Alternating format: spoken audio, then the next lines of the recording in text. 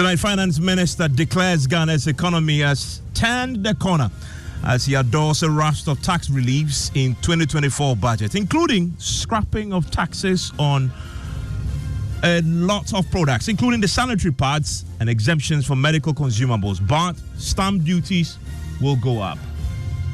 Mr. Speaker, to zero-rate VAT on locally produced sanitary pads. Mr. Speaker, to grant import duty waivers for raw materials for the local manufacture of sanitary pads. Mr. Speaker, to grant exemptions on the importation of inputs and medical consumables, raw materials for the pharmaceutical industry. We'll hear from the minority as they dismiss the budget as empty. This particular budget is the true definition of an empty budget. This government is leaving behind a bankrupt economy. Clearly, Mr. Speaker, the NPP government has said bye-bye to the people of Ghana. We're going to be interrogating the budget tonight and bringing you the specifics. We'll be hearing from the minority a bit more, all here on Top Story.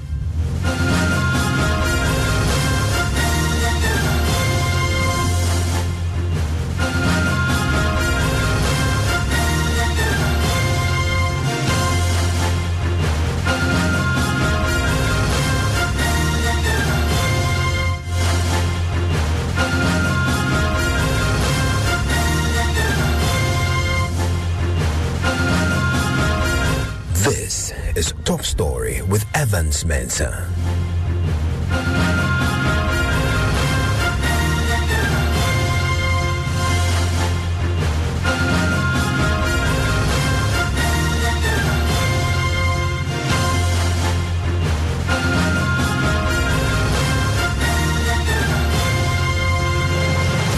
And Top Story is always brought to you by Vodafone. The stakes were high for the Finance Minister, Ken Ofori-Atta, who came before Parliament today to present an election year budget. He came with goodies.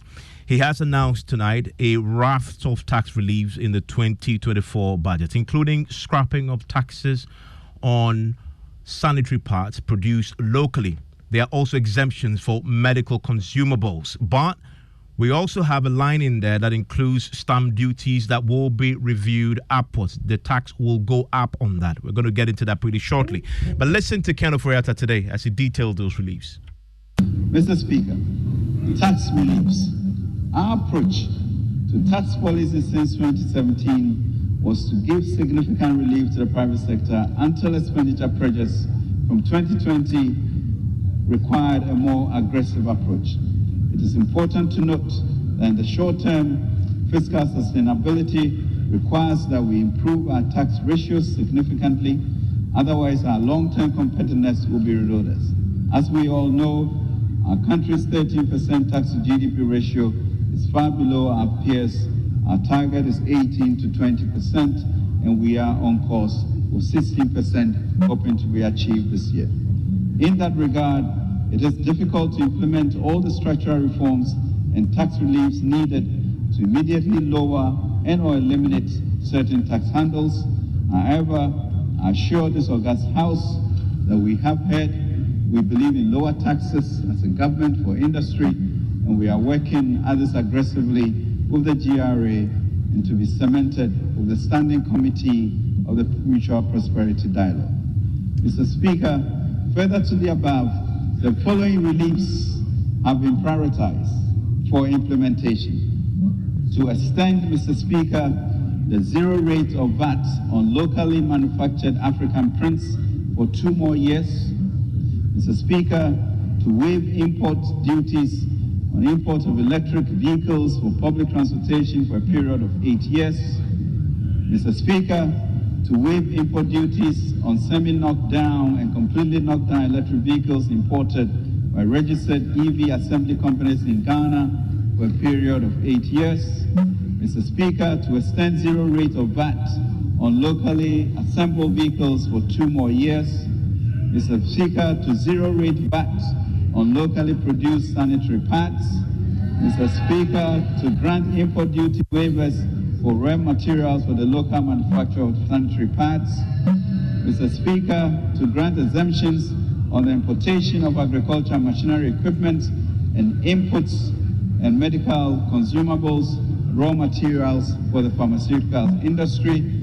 Mr. Speaker, a VAT flat rate of 5% to replace the 15% standard VAT rate on all commercial properties will be introduced to simplify administration. To address the negative externalities of plastic waste and pollution, government will review and expand the environmental excise duty to cover plastic packaging and industrial and vehicle emissions. Mr. Speaker, the Stamp Duty Act 2005, Act 689, has not been reviewed since an enactment in 2005. To realign the rate with current economic realities, government in 2024 will review the rates and fees for stamp duties. The bands subject to ad valorem taxes will be expanded, while the specific rates will be reviewed. Mr. Speaker, a simplified tax return will be introduced as a means of promoting voluntary compliance as part of the modified taxation scheme for individuals in the informal sector. This approach will make it easier for taxpayers to fulfill their tax obligations to the state. Mr. Speaker, the tripartite committee has concluded negotiations on the national daily minimum wage. The tax-free portion of the individual income tax rate will accordingly be adjusted to take care of the change. Government recognizes the constraints our medical personnel face in providing health care for our citizens. With the passage of the Exemptions Act, government will engage the Ghana Medical Association on waivers for importation of vehicles to ease the transportation burden on our doctors. And that is the finance minister there. Today, he also took time in the budget to address the devastation caused in the Volta region and other communities along the Volta River. He spoke about what government had budgeted to do. Government, he says, budgeted an amount of 220 million to support the relief phase of the communities affected by the Kosomo Dam spillage.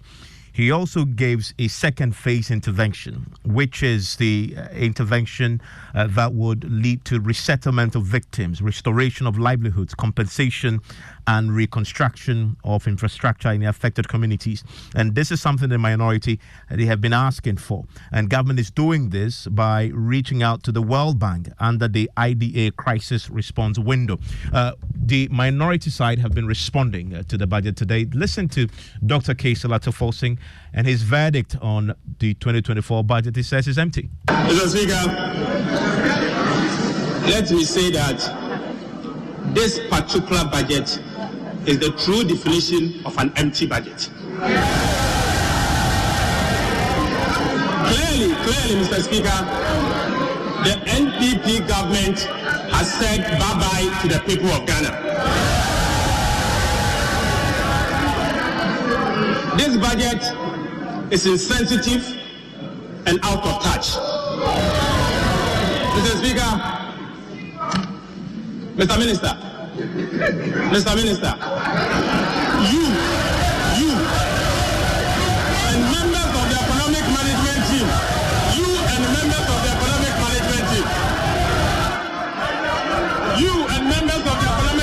team, led by our Vice President, you are leaving behind a bankrupt economy.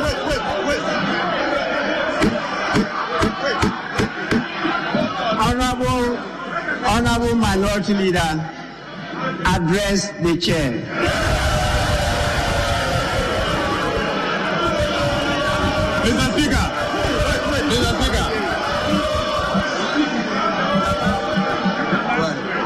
Mr. Speaker, it is important for us to note that this government is leaving behind a bankrupt economy. This government is leaving behind a default economy, or in other words, Yentia economy.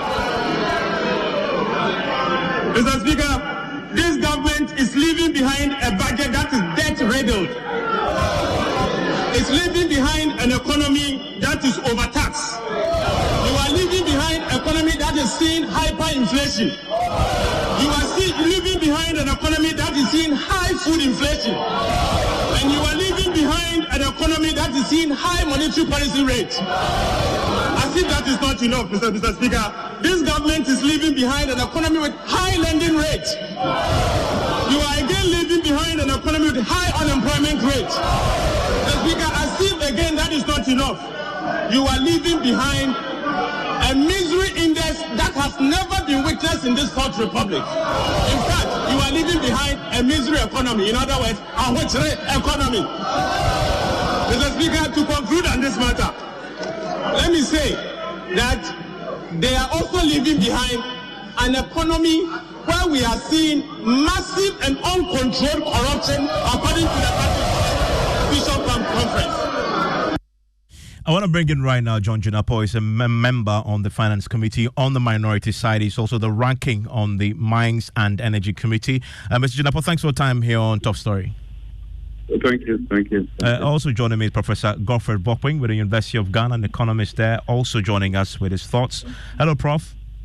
Oh, good evening. Great to have you. Mr. Junapo. Yes, good evening, listeners. Mr. Junapo, I've just heard the minority leader say this budget is empty, but this is a budget that also gives us at least 8 interventions that is going to bring relief when you look at taxes. How is that empty? First of all, how does a flat rate of 5% bring relief? But the traditional VAT is an input-output system where you pay on account, and as you sell through the value chain, you recoup what you paid until you get to the final consumer. And that is the deception with this government. You do recall that we had VAT inclusive of NHIS and Get Fund. They told us that they were making it simple, and they coupled NHIS and Get Fund. Unknown to Ghanaians, what they do now is that they charge the NHIL and charge the Get Fund, and then apply the 15% VAT on what they've charged you. So you are paying VAT on the original VAT that you used to pay, inclusive of the NHIS and Get Fund. And I find it very, very deceptive. 2, they are talking of so-called electric vehicles for public sector transport. People are suffering today. Inflation is at 38%. The currency is depreciated by more than 20%. At an inflation rate of 38%, you are increasing people's wages by just 23%. So already you are worse off. And instead of coming out with policies that will address the situation now, you come out with this so-called highfalutin reliefs and claim that these are reliefs to who? I mean, highfalutin, if you include the fact that zero-rate VAT on locally produced sanitary pads. I mean, girls in your community, in your constituency, have been crying for this. We've been pushing for a complete removal of tax on all sanitary pads.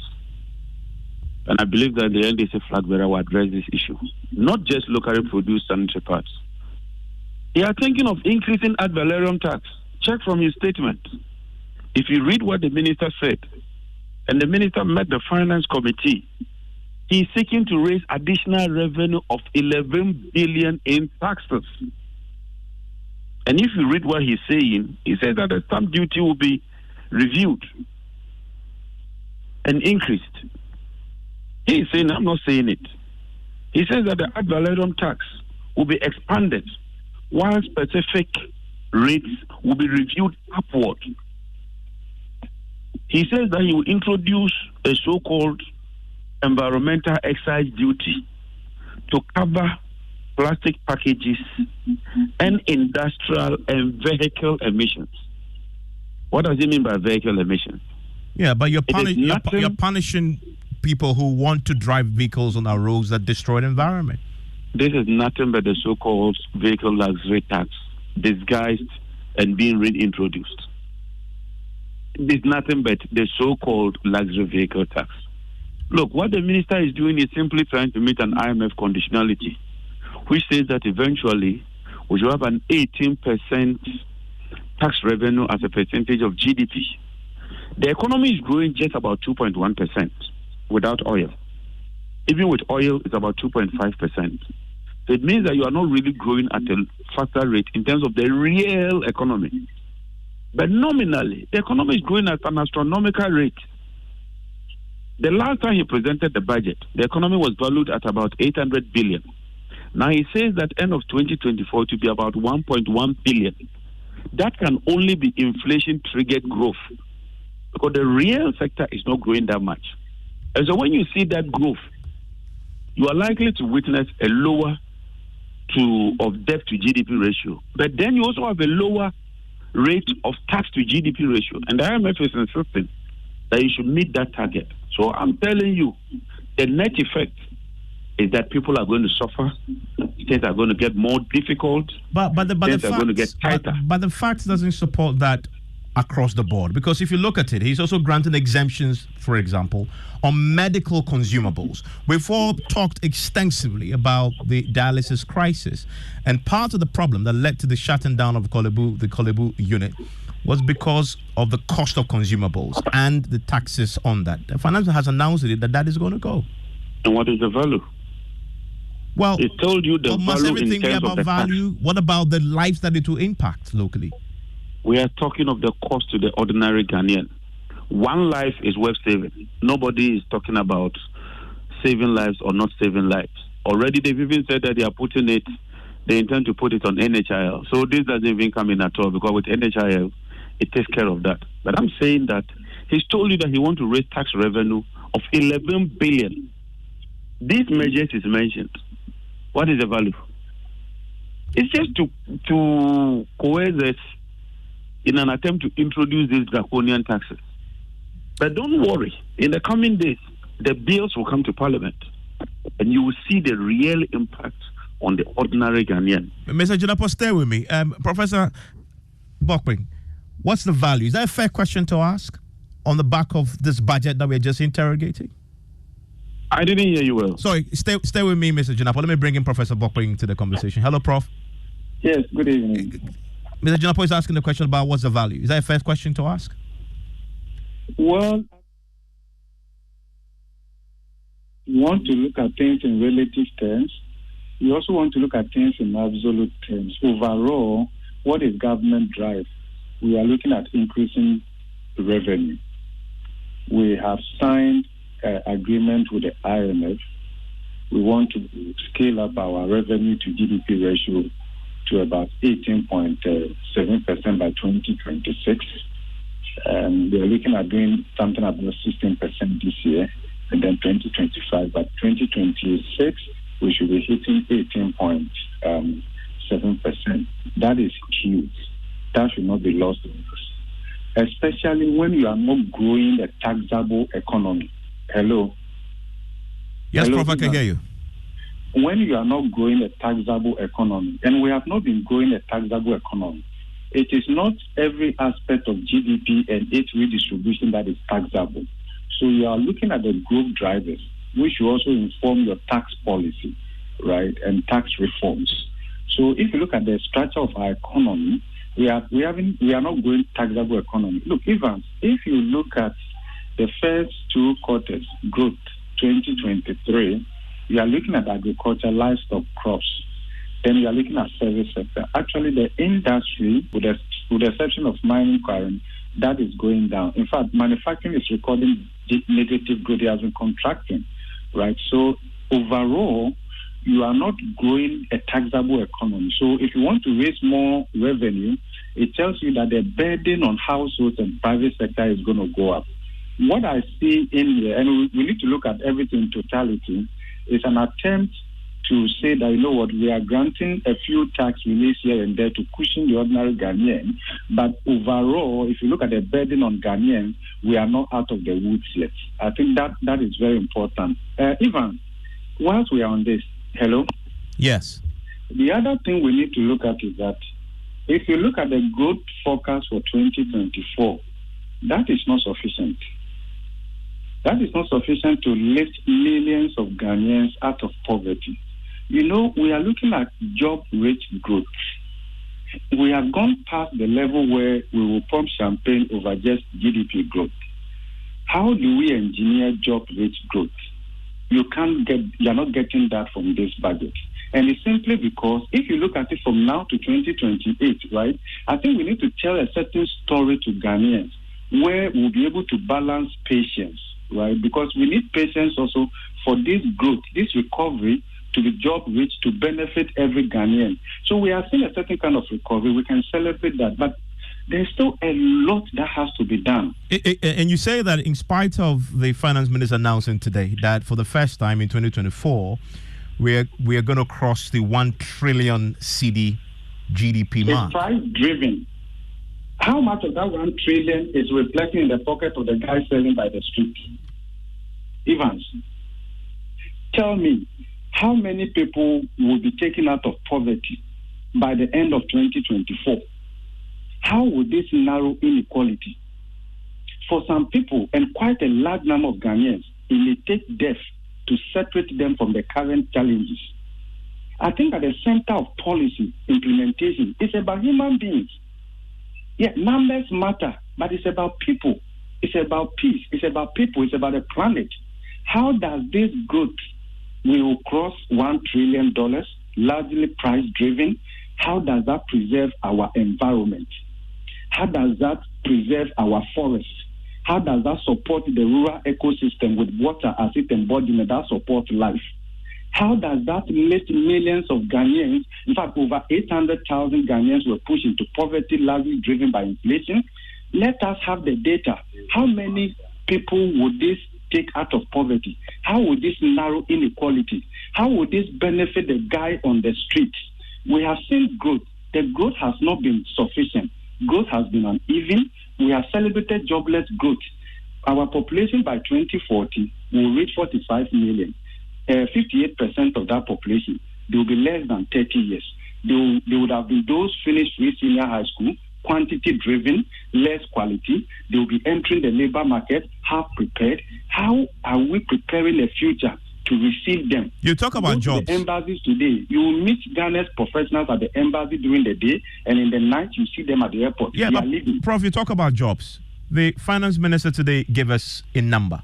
He says they've created 2.3 million jobs in the private and public sectors. In fact, he breaks it down: 900,000 in the private sector and 1.4 million in the public sector. You know, we have heard this, we have seen this one too many. Check with Ghana Statistical Service. What is unemployment rate? What is the level of vulnerable employment? Look at it vis-a-vis male and female. Look at the number of people who are entering the job market.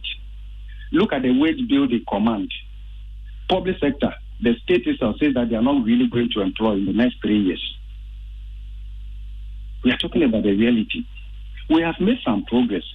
Great. But you see, we should be talking about labor-intensive subsectors of the economy that will drive growth. Look, Evans, government wants to reduce inflation to 15%, 2024. That already tells you we don't have considerable scope for monetary policy rate to come down drastically and begin to cut growth. We still have an eye on taming inflation. Look at where interest rate is right now. How does that promote private sector competitiveness? You do the survey. You know, sometimes because we are not really tracking business sector growth and the challenges, you do the survey. Check Bank of Ghana's composite index of economic activity. Is it expanding? It's still contracting. The state that is contracting at a slower rate. Prof, the minority's verdict is that this is empty. What's your verdict? Pardon? The minority's verdict is that the 2024 budget we just had today is empty. What's your verdict? Sorry, can you take that What's again? your verdict on the 2024 budget? The minority says empty. What's yours? Well, I won't say it's empty. I think we can find some things in there that we can associate with. But what I want to say is that there's still a lot that we have to do in order to improve the well-being of the average Ghanaian. Mr. Junapo, this obviously is going to now come to the floor for a debate. It has to be approved at a point. What are we going to see from the minority on that? Are you going to back this? Stated clearly that we do not believe that these draconian taxes, obnoxious taxes and punitive taxes ought to be implemented. Which taxes are you referring to exactly, draconian? You would see them when they come. They want to increase the ad valorem tax. They want to increase the excise duty. They want to bring so-called pollution taxes. They intend to elevate existing taxes and introduce new taxes to raise 11 billion. But how come you don't support pollution taxes? It's a very progressive, positive We are thing. already paying a pollution levy. Yeah, but more is good there, right? Is it not? We are paying a pollution levy, and there's nothing to show for it. Tell me, since we started paying pollution levy, have we witnessed any improvement in terms of the sanitation in this country? So if what we are paying, you cannot account for that. But you see, if you want to know the situation, go and look at how much government itself is borrowing in terms of the T-bill rate. That, for me, is the mark. You cannot be borrowing at around 30%. You government, the body that all of us must trust. When we want to give you our money, you pay about 30% per annum, and you tell me you've turned the corner. This government must be joking, my brother. Well, they said they turned the corner, and they mentioned specific numbers to back this. I mean, even if you don't take their word for it, the IMF had their own verdict on this. On the 6th of October, they issued a statement to turn the corner with 38% inflation. The IMF issued a press statement on this, and they talk about a few things that are pretty positive, according to the IMF. I want to quote to you. They say the authority's strong policy and reform commitment under the program is bearing fruit, and signs of economic stabilization are emerging. That is the IMF's verdict. Backing you know the answer position. to the IMF? Tell me. If government is doing well and they've turned the corner, give them the 600 million. If you believe that this government is doing so well, they are on track, they are achieving the targets, help them with the 600 million. You are withholding the 600 million. And you're telling us that they are turning the corner. They should continue with those same policies of taxation and punishing the people.